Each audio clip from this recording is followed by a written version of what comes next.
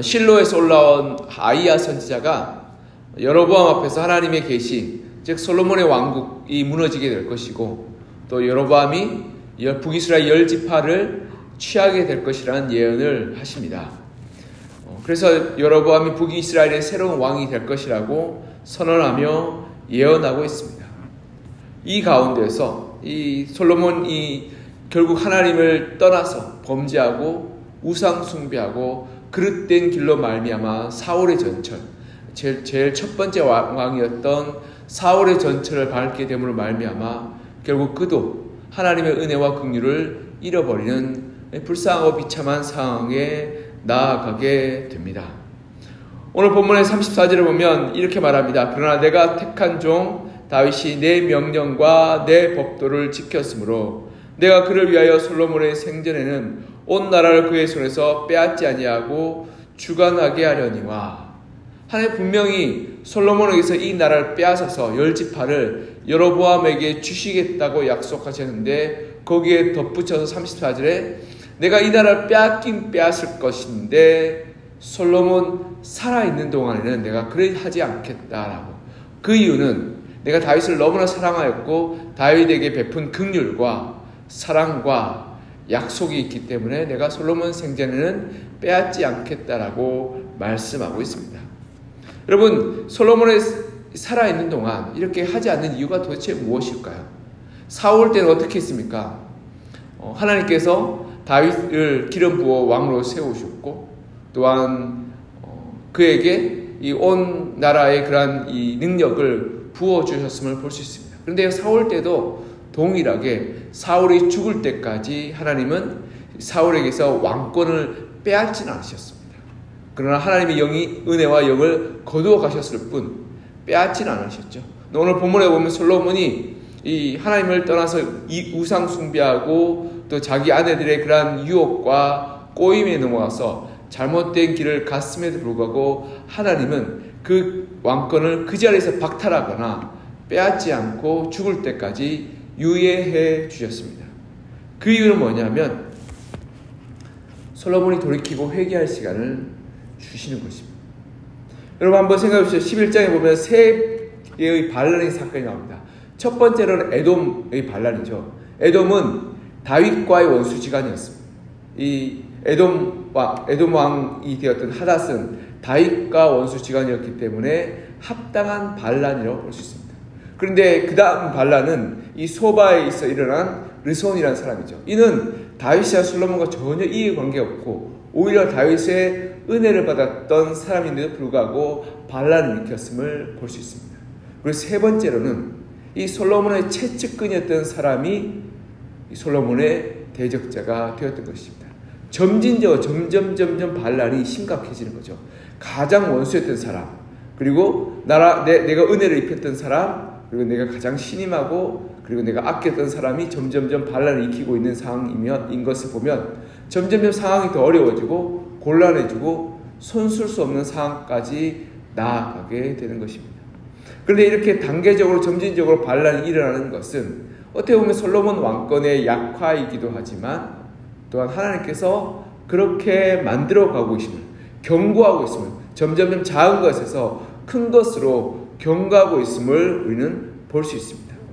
그런데 우리가 생각해 봐야 될 것은 죄짓고 이 악한 일을 한 사람이 당장 벌 받으면 참 좋을 것 같은데, 그런데 당장 벌 받으면 우리가 도무지 삶을 살아갈 수 없고 우리 모두가 하나님의 징벌과 그리고 하나님의 그러한 이 책망으로 말미암아서 우리가 우리의 인생을 다 내려놓고 포기하고 그 죄로 말미암아 죽임을 당하는 것이 마땅하다는 사실입니다. 그러하게 하나님은 기다려주시고 참아주시고 인내해 주시는 것입니다. 하나님께서 악인을 내버려두고 그들의 성공에 침묵하시는 것은 하나님이 무력하거나 하나님이 눈 감고 모르셨어가 아니라 회개하고 돌이키기를 바라시는 마음 때문에 그렇습니다. 그런데요, 많은 사람들은 자신이 잘못을 저지르고 그리고 악한 일을 하고 나서도 아무 일도 일어나지 않고 별다른 위험이 없다고 느껴져서 괜찮다라고 생각합니다. 이런 한번 생각해보면 도둑질했는데 괜찮습니다. 그럼 어떻게 될까요? 그 도둑질하는 것을 자연스럽게 여기게 됩니다. 그리고 습관으로 여기게 되는 거죠. 이런 훈련 한번 했습니다. 훈련 한번 했는데 괜찮아지는 거죠. 그러니까 어떻게 합니까? 반복적으로 합니다. 그렇게 될 때 결국 어떻게 됩니까? 파멸로 나아가게 됩니다. 하나님께서 경고하시고 하나님께서 꾸짖으시고 때로는 그렇게 하면 안 된다라고 말씀하시고 기다려주시는데 그때 우리가 속히 돌이키고 뉘우쳐야 하는 것입니다. 그래서 오늘 본문을 따라 보면 하나님 지금 솔로몬과 그 아들들에게 기회를 주시고 있는 것입니다. 지금 너 위험한 상황이야. 하나님 올바로 믿고 돌이키고 회개하지 않으면 너에게 큰 어려움과 문제가 닥칠 거라고 하나님께서 친히 경고해 주시고 그리고 알려주고 있는 것입니다. 이것은 하나님께서 다윗과 맺은 언약에 근거하고 있는 것입니다. 사무엘하 7장 14절에서 15절 이렇게 말씀합니다. 나는 그에게 아버지가 되고 그런 내게 아들이 되리니 그가 만일 죄를 범하면 내가 사람의 매와 인생의 채찍으로 징계하려니와 내가 내 앞에서 물러나게 한 사울에게서 내 은총을 빼앗은 것처럼 그에게는 빼앗지 아니하시라. 아멘. 하나님 뭐라고 말씀합니까? 내가 이 사람의 매와 인생의 채찍으로 징계하고 깨우치겠다고. 이게 뭐냐면 하나님의 긍휼로 야단치겠다는 겁니다. 여러분 정말 이 사랑하는 사람은 때로는 화도 내고 야단칩니다. 근데 사랑하지 않는 사람은 어떡합니까? 그가 경찰에 가든 말든 그가 어떤 벌을 받든 말든 전혀 개의치 않고 신경 쓰지 않는 것입니다. 즉 하나님께서 지금 점진적으로 강해지는 이 책망과 꾸짖음과 이스라엘 향한 위협을 통해서 솔로몬이 깨우치고 돌아오기를 기다리고 계신 것입니다. 그런데 솔로몬은 아직까지도 깨닫지 못하고 그리고 알지 못하고 뉘우치지 못하고 돌이키지 못한 것입니다. 여러분 우리가 알아야 할 것은 하나님께서 우리에게 삶의 때로 환난과 어려움과 문제가 닥쳐오기도 합니다. 때로는 그것들이 우리의 실수와 우리의 잘못 때문이기도 하지만 그리고 때로는 우리와 전혀 관계없는 문제로 말미암아 우리가 어려움을 겪고 있기도 하지만 그것이 우리의 영적인 눈을 열어 바라볼 때 하나님께서 우리에게 주시는 경고이기도 합니다. 하나님께서 우리에게 하나하나 경고해 주시고 알려주시고 또 때로는 회초리를 들어서 때리기도 하실 겁니다. 우리 일터에서 일어나는 어려운 일들, 우리 가정에서 일어나는 갈등들, 그리고 우리 교회에서 나타나는 다툼과 분쟁들은 사람 때문이 아니라 하나님의 영적인 눈을 열어서 보게 될 때 우리가 회개하지 않고 돌이키지 않고 뉘우치지 않는 죄 때문이라고 오늘 성경의 본문을 통해서 볼 수 있는 것입니다. 이러한 문제들 앞에서 우리가 그것이 인간적인 방법, 세상적인 방법으로 해결하지 말고 하나님 앞에서 우리가 그때 잠잠히 기도했으면 좋겠습니다. 하나님, 이 문제 앞에서 내가 회개하고 돌이켜야 될 죄가 있다면 깨우쳐 주시고 알려주시고 그리고 보여주십시오. 우리 가정의 갈등의 문제 앞에서 이 가정이 어떻게 하면 사이가 좋지 않고 이런 그런 개인적인 문제로 인해서 갈등하고 있을 때 그것을 어떻게 그냥 봉합하고 해결하려고 하는 시도도 있어야 되지만 또한 그 문제 앞에서 하나님 우리 가정 가운데 하나님 앞에서 우리가 올바르게 순종하지 못하고 하나님의 뜻을 따르지 못한 것이 있다면 알려주십시오. 우리 교회에서 갈등과 다툼과 어려움이 있습니다. 사람들과의 관계가 좋지 않고 또 이러한 좀 어려움이 있고 또 우리가 우리의 그런 어떤 일들을 헤쳐나가는데 문제가 있다면 그 문제를 해결하고자 우리가 고민하고 노력하고 애써야 하지만 또한 그 문제 앞에서 우리가 하나님 앞에서 범죄한 것, 회개치 않는 것이 있다면 주님 용서하여 주시옵소서. 주님, 우리 교회가 회개하고 뉘우치고 돌이켜서 하나님만 오롯이 온전히 섬기게 해달라고 기도해야 되는 것입니다. 우리 일터에서 어떠한 일들과 문제들이 일어날 수 있습니다. 갈등이 일어날 수 있고 사업이 어려워질 수 있고 또한 직장에서 힘든 일이 발생할 수 있습니다. 그것을 위해서 우리가 부단히 노력하고 성실하게 일해야 하지만 또한 그 문제 앞에서 내가 하나님 앞에서 회개하고 뉘우치고 돌이켜야 할 것이 무엇인지를 우리가 한번 돌아와 봤으면 좋겠습니다. 그럴 때 하나님께서 우리 알려주시고 그리고 깨우쳐 주시며 우리 영적인 눈을 들어서 하나님 앞에서 우리가 잘못된 길을 가고 있는지 그 과정 가운데 내가 회개하고 뉘우치고 돌이켜야 될 것이 무엇인지를 보여주시고 알려주시고 있는 것입니다. 그러하게 사랑하는 성도 여러분, 우리가 정말 올바르게 영적인 눈이 열렸으면 좋겠습니다. 이스라엘 주변에 둘러싼 여러 나라들의 반란인 단순히 솔로몬의 힘이 약해지거나 군사력이 약해지거나 그리고 그들이 그러한 탐욕과 이기심으로만 일어나는 것이 아니라 솔로몬이 하나님을 올바르게 섬기지 못하고 우상 숭배하며 잘못된 길로 나아가기 때문이라고 하나님은 성경에 분명하게 말씀하고 있는 것입니다. 즉 역사 이면에 이 배후에 있는 하나님의 섭리와 하나님의 주관하심을 우리가 올바르게 바라보며 그 가운데 내가 하나님께 돌이키고 회개하고 그리고 뉘우쳐야 될 것을 우리가 올바르게 바라보는 이러한 영적인 눈, 그러한 깨달음이 있었으면 좋겠습니다.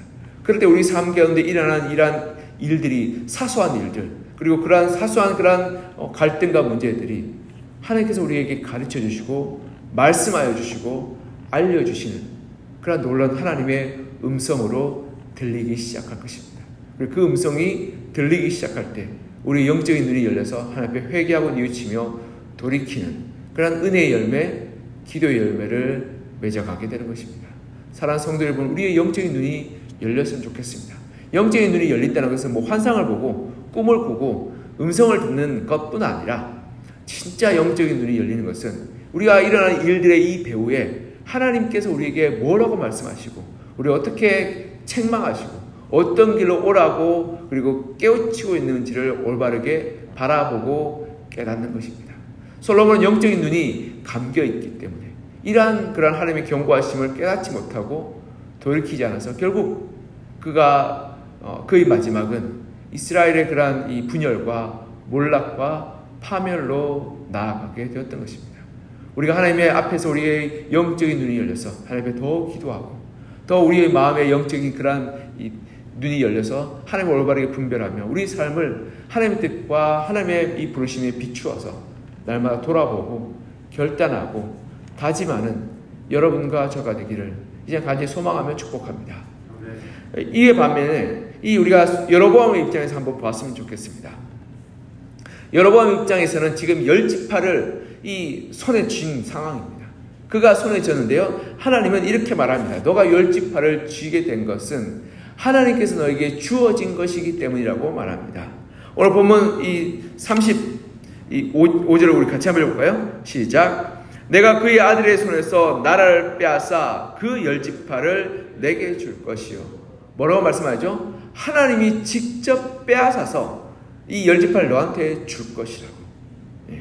여로보암이 이스라엘 왕이 될 수 있었던 것은 그의 신앙이 탁월하거나 그의 능력이 뛰어나거나 아니면 그의 배경과 가문이 훌륭해서가 아닙니다. 오직 솔로몬의 범죄함으로 말미암아서 하나님께서 그를 솔로몬과 이스라엘을 꾸짖는 도구로 사용하셨기 때문인 것입니다.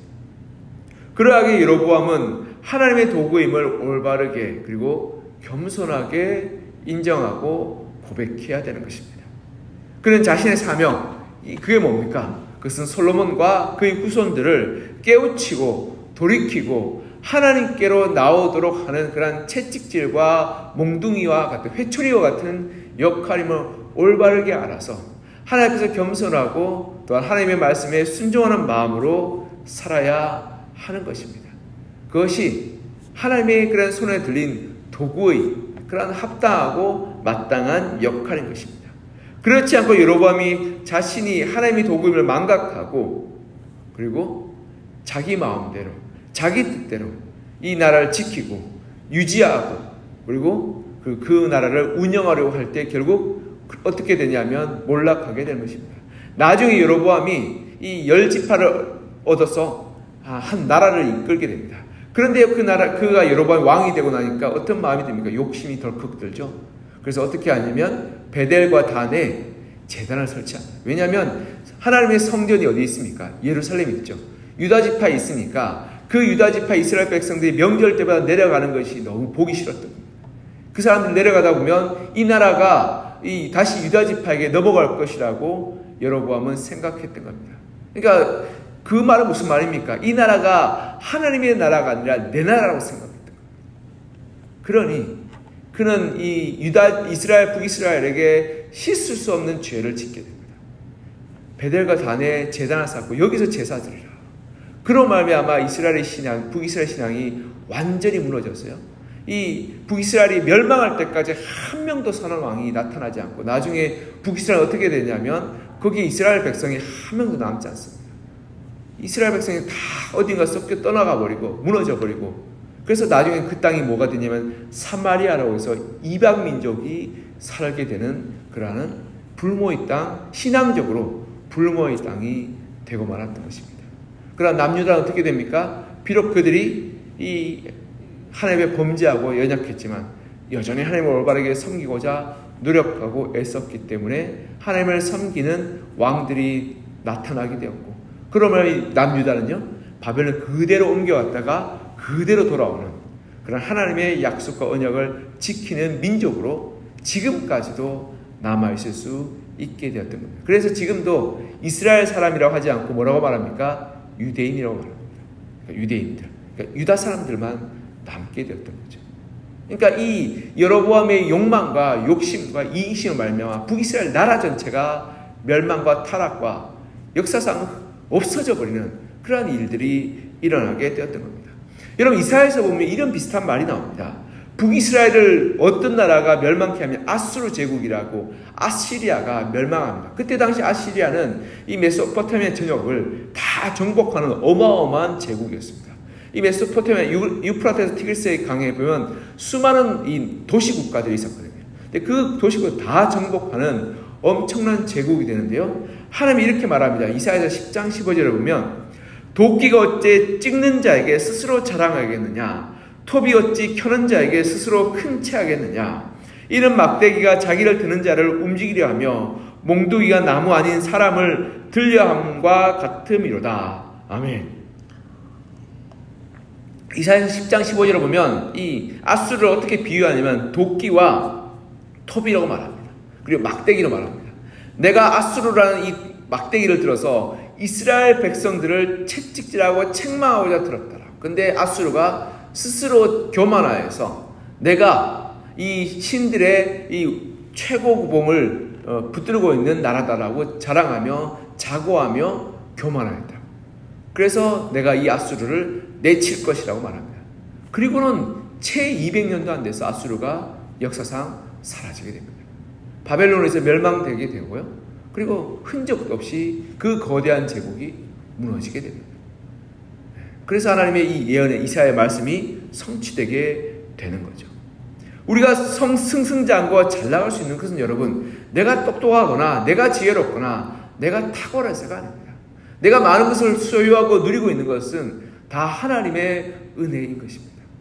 그러하기에 내가 성공하고 내가 잘 나가고 내가 또 하나님 앞에 나와 기도하고 예배할 수 있고 신앙을 가질 수 있는 것조차도 하나님의 은혜요 도우심인 것입니다. 그래서 사도관 로마서에 보면 이방인들, 이방 성도인 너희들이 하나님을 믿을 수 있었던 것은 너희가 잘났거나 너희가 탁월해서가 아니라 유대인들이 하나님을 떠났기 때문에 그 복음이 너에게 전해진 것이라고 말하며 사도 바울은 이 경고하고 교만하지 말 것을 주의하고 있는 것입니다. 근데 우리가 교만해서 나 자신의 능력을 과신하고 하나님을 섬기기보다 나 자신을 섬기며 내가 가진 재력과 지식과 힘을 자랑하게 될 때 하나님은 하나님의 도구, 즉 사명자로서의 역할을 감당할 자격이 없다고 하여서 결국 하나님의 은혜를 잃어버리게 되는 것입니다. 여러분, 대표적으로 교회에서 우리가 중직들을 세웁니다. 중직들은 하나님께서 교회를 섬기도록 은혜로 세우신 직분인 것입니다. 이 직분이 하나님께서 주셨기 때문에 은혜로 세워준 거지, 마치 내가 잘났거나 내가 힘이 있거나 내가 존경받는 자라서 중직에 올라가는 것은 아니라는 것입니다. 그런데 내가 교만하게 될 때 어떻게 됩니까? 교회는 그 사람의 교만과 어리석음을 말미암아서 다툼과 분쟁이 일어나고 결국 하나님의 뜻을 떠나 잘못된 길로 나아가게 되며, 여러분, 역사상 잘못된 길로 나아가는 교회는 다 몰락하고 멸망했습니다. 짧으나 기나 언젠가 반드시 멸망할 수밖에 없습니다. 그런데 그 앞선 그 사람들, 중직들이 그 일들을 그것을 깨닫지 못하고 어리석게 자기에게 존경을 모으려고 자기가 그것을 휘둘려하고 자기가 이익을 누리려고 하게 될 때 결국 교회와 함께 몰락하게 되는 것입니다. 사랑하는 성도 여러분, 하나님께서 우리에게 능력을 주시고 직분을 맡겨주시고 우리 삶의 일터에서 어떤 것을 주셨던 것은 하나님의 선물이요 은혜인 것입니다. 그러기에 우리가 겸손하게 하나님을 올바르게 섬기고 봉사하고 하나님 뜻에 순종하여서 내가 하나님의 도구임을 올바르게 알아 하나님께서 내게 주신 은혜만큼 살고 내게 주신 능력만큼 섬기며 그 나머지는 하나님께 맡겨드리는 믿음으로 사는 것이 올바른 믿음인 것입니다. 그렇지 않고 내 뜻과 내 방법과 내 생각으로 자랑하고 남을 판단하고 정죄하고 그리고 손가락질할 때 결국 나도 똑같이 몰락하게 되는 것입니다.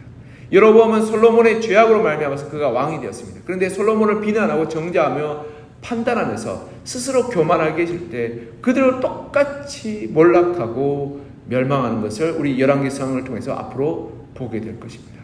사랑하는 성도 여러분, 우리가 세상 가운데서 나의 가진 것 자랑할 자격 없는 자입니다. 그리고 우리 교회에서 내가 신앙이 뛰어나다고 자랑할 자격이 없는 자입니다. 하나님께서 우리를 은혜로 구원해 주셨고 은혜로 직분을 맡겨 주셨으며 은혜로 우리 교회로 불러 주신 것입니다. 그리고 내 가정에서 내가 신앙이 좋다라고 남을 판단하고 정죄하고 손가락질할 자격 없는 자입니다. 하나님께서 내게 하나님 먼저 복음 주신 것은 내가 하나님을 믿고 가정을 섬기고 사랑하고 가정을 하나님께로 돌이키도록 마치 여로보암이 솔로몬을 하나님께 돌이키도록 만든 하나님의 도구인 거지 내가 신앙이 훌륭해서 하나님 먼저 믿은 것이 아님을 우리가 올바르게 알았으면 좋겠습니다. 그럴 때 우리의 사명이 무엇입니까? 가정 가운데 믿지 않는 우리 식구들에게 복음 전하고 세상 가운데서 내게 주신 은혜와 능력과 힘을 따라서 우리가 세상에서 일을 감당하며 우리 교회 공동체에서 내게 주신 직분을 하나님께 주신 선물과 은사로 알아서 우리에게 주신 그러한 능력의 한계를 따라 섬기고 봉사하고 그 나머지는 나는 하나님의 도구일 뿐이다. 하나님이 시키신다면 내가 순종하겠습니다. 그러나 하나님이 시키신 그 이상의 일들을 내가 꿈꾸거나 욕심내지 않겠습니다라고 겸손히 고백하며 하나님께 모든 영광과 찬양을 올려드리게 될 때 그로 말미암아 하나님의 은혜와 능력이 우리 가운데 우리의 평생에 함께하게 될 것입니다. 사랑하는 성도 여로보암은 교만해서 결국 잃어버리게 되고 하나님의 은혜와 선물을 다 놓치게 되었습니다. 우리는 그렇지 않았으면 좋겠습니다. 우리는 그렇게 하나님 앞에서 어리석게 살지 않았으면 좋겠습니다.